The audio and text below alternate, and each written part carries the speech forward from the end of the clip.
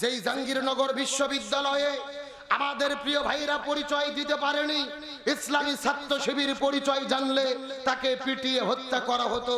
যেই ক্যাম্পাসে একটা পাখিকে হত্যা করলে পাখির হত্যার জন্য বিচার করা হতো, অথচ একটা শিবির পরিচয়ে হত্যা করলে তার কোনো বিচার হতো না। শিবির মারা জায়েজ ছিল। আমাদের একটা প্রিয় ভাই ছাত্র শিবিরের ডায়েরি নিয়ে গিয়েছিল ক্যাম্পাসে, ওই ডায়েরি পাওয়ার কারণে কুপিয়ে কুপিয়ে ওই জালেমের বাচ্চারা হত্যা করেছিল। আল্লাহর কি খেলা, ওই জাহাঙ্গীরনগর বিশ্ববিদ্যালয়ে জাকসু নির্বাচনে 25টা পদের ভেতরে 21টা পদে ইসলামপন্থীরা বিজয় লাভ করেছে। জোরে বলেন না আল্লাহু আকবার। আমরা বিশ্বাস করি বিজয় দেওয়ার মালিককে। আল্লাহর কোরআন বলেন ইজা জাআ নাসরুল্লাহি ওয়াল ফাত, মনে রেখো বিজয় এবং সাহায্য আল্লাহর পক্ষ থেকে আসে। ইসলামী ছাত্র শিবিরের ভাইদের ধন্যবাদ দেই, তারা বিজয়ী হয়েছে। গান বাজনা করেনি, মিছিল করেনি, আতশবাজি করেনি, নামাজের সিজদায় পড়ে গেছে, কান্না করে করে আল্লাহর কাছে দোয়া করেছে। বলেন আলহামদুলিল্লাহ। আমাদের প্রিয় ভাই জাকসুতে যিনি ভিপি পদপ্রার্থী ছিলেন আরিফ ভাই, যিনি হেরেও জিতে গেছে, তিনি জিতে গেছে, তিনি বলেছেন আমি হেরে গেছি, আমার কোনো মনে কষ্ট নেই, আল্লাহ চাইনি তাই আমি নির্বাচিত হইনি, আল্লাহ হয়তো ভাই আর চাইতেও ভালো কিছু আমার জন্য রেখেছে। আলহামদুলিল্লাহ বলেন। এটা কমজোরি ইমানের কথা নয়, এমন কথা সবাই বলতে পারবে না। এক দল তো পরাজয় নিশ্চিত মনে করে আগেই বর্জন করে বিদায় নিয়েছে। আর আমাদের আরিফ ভাই বলেছে আল্লাহ যা করে ভালোর জন্য করে। জিতুকে বুকের মধ্যে জড়িয়ে ধরে যে জিতেছে তাকে সংবর্ধনা দিয়ে ভালোবাসা দেখাইছে। এমন একটা বাংলাদেশের আমরা স্বপ্ন দেখি। আমরা আর হানাহানি কাটাকাটি দলাদলি চাই না। জনগণ যাকে সমর্থন করবে তারাই দেশ চালাবে। আমরা চাই একতাবদ্ধভাবে থাকতে। তবে জাকসুর এই নির্বাচনগুলো প্রমাণ করেছে আগামীর বাংলাদেশ হবে কোরআনের বাংলাদেশ, আগামীর বাংলাদেশ হবে ইসলামের বাংলাদেশ। আমরা বিশ্বাস করি তাদের এই জাকসু বিজয়ের মাধ্যমে সূচনা হয়েছে। আগামীতে পার্লামেন্টে ইসলাম কায়েমের মাধ্যমে আমাদের প্রকৃত বিজয় হবে ইনশাআল্লাহ। রাজশাহী বিশ্ববিদ্যালয় জাকসুতে নির্বাচন হবে, সেখানে ইসলামপন্থীরা বিজয় লাভ করবে ইনশাআল্লাহ। তাম বাংলাদেশে ইসলামপন্থীদের গণজোয়ার চলতেছে, এই গণজোয়ার ঠেকানো যাবে না। আগামীর বাংলাদেশ ইসলামের বাংলাদেশ দেখতে কারা কারা রাজি আছেন দুটি হাত আল্লাহকে তুলে দেখান।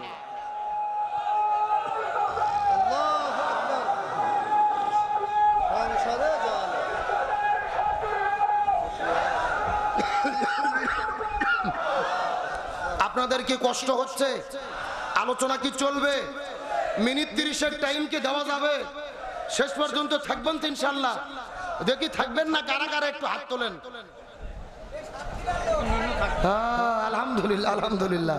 তাহলে চিৎকার করে বলেন নবীজির জীবনকে অনুসরণ করা ফরজ করেছেন কে? আরো জোরে বলেন। তাহলে আমি বুঝাতে চাচ্ছিলাম যেই নবীর তরিকায় নামাজ পড়তে হবে, ওই নবীর তরিকায় রাষ্ট্রপতি হতে, ওই নবীর তরিকায় জিহাদের ময়দানে যেতে, ওই নবীর তরিকায় শরীর থেকে রক্ত ঝরাতে, তার কারণ নবীর জীবনকে অনুসরণ করাটাকে ফরজ করে দিয়েছেন কে? আমার প্রিয় বন্ধুগণ, মুসলমান ভাইরা গভীর মনোযোগ লক্ষ্য করুন। বাপদাদার কোনো কিচ্ছা কাহিনী বলার জন্য আপনাদের মধ্যে আসি নাই। যে কথাগুলো বলবো কোরআন থেকে রিলে করে বলার চেষ্টা করব। আল্লাহ নবীজির জীবনটাকে অনুসরণ করা কেন ফরজ করে দিলেন, আমি পুরো কোরআন গবেষণা করে দেখেছি।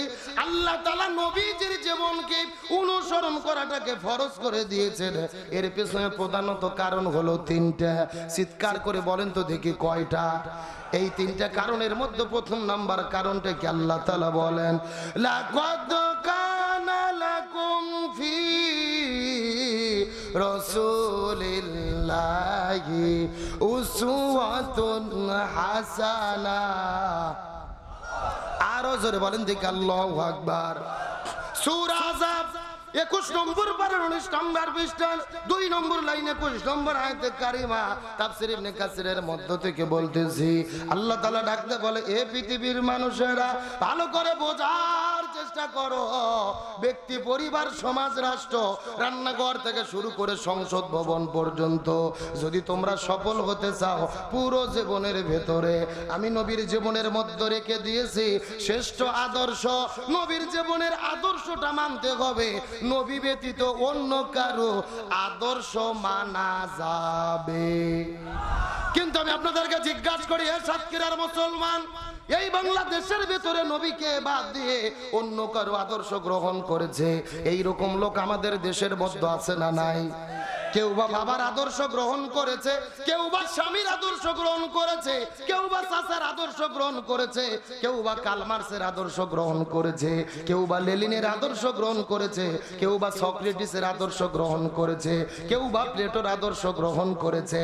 কিন্তু নবীকে বাদ দিয়ে বাবা, চাচা, দাদা, খালু, নানা ইত্যাদি ইত্যাদি মানুষের যদি আদর্শ গ্রহণ করা হয়, বিনে হিসেবে তাদেরকে যেতে হবে কোথায়? আরো জোরে বলেন। এ দলিল লক্ষ্য করে বোঝার চেষ্টা করেন। ইমাম বুখারী রাহমাতুল্লাহ আলাইহি বুখারী শরীফ লেখার আগে এই জমিনের মধ্যে একটা কিতাব লিখেছিলেন, যেই কিতাবের নাম হলো আল আদাবুল মুফরাদ। ওই কিতাবের মধ্যে তিনি একটা হাদিস বর্ণনা করেন।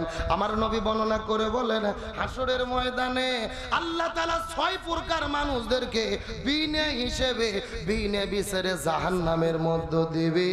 তার মধ্যে প্রথম নম্বর প্রকার হলো তারা যারা জমিনের ভেতরে নবীকে বাদ দিয়ে অন্য কারো আদর্শ গ্রহণ করবে।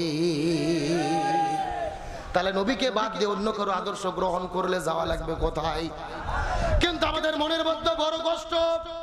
এই দুনিয়ার মধ্যে যদি আপনি শ্রেষ্ঠ বাবা হতে চান, আপনাকে নবীর তরিকায় হতে হবে। আপনি যদি শ্রেষ্ঠ নানা হতে চান, নবীর তরিকায় হতে হবে। আপনি যদি শ্রেষ্ঠ ব্যবসায়ী হতে চান, নবীর তরিকায় হতে হবে। আপনি যদি পৃথিবীর মধ্যে শ্রেষ্ঠ শিক্ষক হতে চান, নবীর তরিকায় হতে হবে। আবার আপনি যদি শ্রেষ্ঠ রাষ্ট্রপতি হতে চান, সেটাও আপনাকে নবীর তরিকায় হতে হবে। কিন্তু আমাদের জন্য বড় হতাশার বিষয় হলো, আমরা নবীর তরিকায় বাবা হতে চাই, নবীর তরিকায় নানা হতে চাই, নবীর তরিকায় ব্যবসায়িক হতে চাই, নবীর তরিকায় চাকরিজীবী হতে চাই, কিন্তু নবীর তরিকায় রাষ্ট্রপতি হতে চাই না। এ গভীর মনোযোগ দিয়ে ভালো করে বোঝার চেষ্টা করবেন। আল্লাহ তাআলা নবীজিকে জমিনের মধ্যে নেতা করে প্রেরণ করেছেন। জোরে বলেন, কি করে?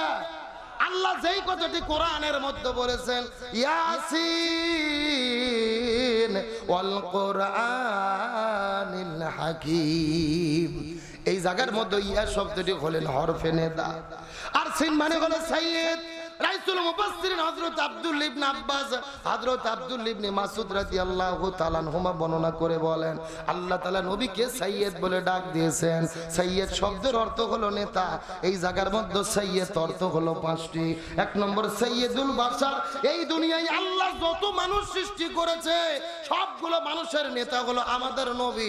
2 নম্বর হলেন সাইয়্যিদুল আম্বিয়া, আল্লাহ দুনিয়ার মধ্যে যতগুলো নবী সৃষ্টি করেছে সবগুলো নবীদের নেতা হলেন আমাদের নবী। 3 নম্বর সাইয়্যিদুল মুরসালিন, আল্লাহ দুনিয়াতে যত রাসূল সৃষ্টি করেছে সবগুলো রাসূলের নেতা হলো আমাদের নবী।